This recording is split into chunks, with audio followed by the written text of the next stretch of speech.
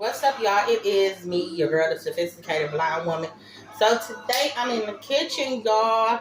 So let me tell you, I've been cooking since I was like 10 years old. My mama taught me how to fry chicken, and she was like, "Girl, you fry this chicken better than me." So ever since then, I have been cooking. But once I got sick, I kind of stopped cooking and kind of lost the willpower to do so. So today I was felt like some greens. So I love me some mustard greens, y'all.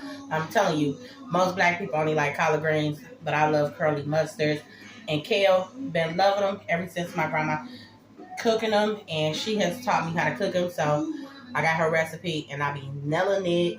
So I just wanted to really just show y'all how I be doing in the kitchen.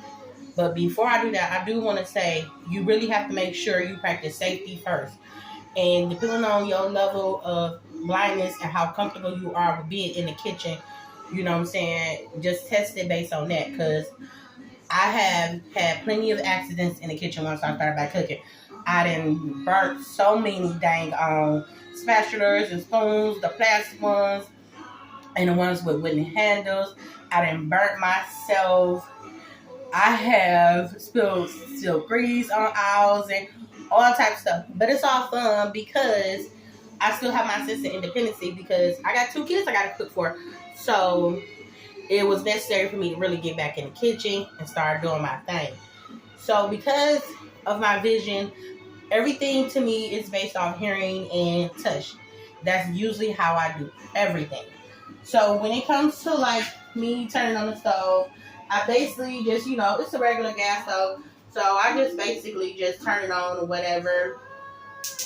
And sometimes I be like, oh my goodness, which aisle did I turn on? Because just like now, I just turned on the back aisle, but I want to use the front one. So I have to switch over. And then because I already know my front aisles cook a little higher than the back ones. So I kind of start off with everything on like a low. And then depending on how it's cooking, whether it's cooking fast or slow, I'll adjust the fire or whatever. So right now, y'all already got my greens on. And they are looking so good and smelling so good, y'all. I put some neck bones in there and some chicken broth in there and season the boys up real good. Oh my goodness, I can eat greens truly by itself. So I'm gonna make some meatballs today with my greens and some rice and some gravy. But usually make my meatballs handmade, and everybody love my meatballs. They truly do. But today, I didn't feel like it. It's so hot today. So I just got me some little meatballs in the bag to cook. They're real good once you doctor them up. But anyways, so basically, because I basically measure everything by weight, I kind of pretty much know how much water I'm putting in the pot, basically, because of how heavy it is. And so because I'm making the meatballs, I really only need like just about a little bit of less than a half. So I got the water, so I just fill it up. And then, like I said, once it's at the level I believe is enough, I just truly just kind of just hold it up. And then when I feel like it's at the level I need it, I get it and basically just put it on the aisle. And like I say, please practice safety. Now, I got a bad habit of touching the aisle like this to make sure I got my pot on in the right space. But don't do that if I was you. Do not do that if I was you. I just do that because I want to make sure my pot is centered. Because sometimes when I got like a bigger pot, like one of these pots, or like when I'm using my cast iron skillet, sometimes it won't be on the aisle all the way like it should be. It might be off a little bit. And when I got my little niece who over here, she be running through. So I gotta make sure that I be having the pots in the right place. And so basically, I know my kitchen, so I basically know where everything is at in my kitchen, which is really, really good. And I put everything in a certain places, so I always know where it's at. So cooking in the kitchen with me can be fun and difficult sometimes, but I love it because it is truly worth it, and there is no complaints about my food. Everybody loves my food. It is really good. I'm telling y'all, just because you are legally blind does not mean you gotta stop doing everything that you was doing before. Like, you can still do certain stuff, but it's always to your comfort level.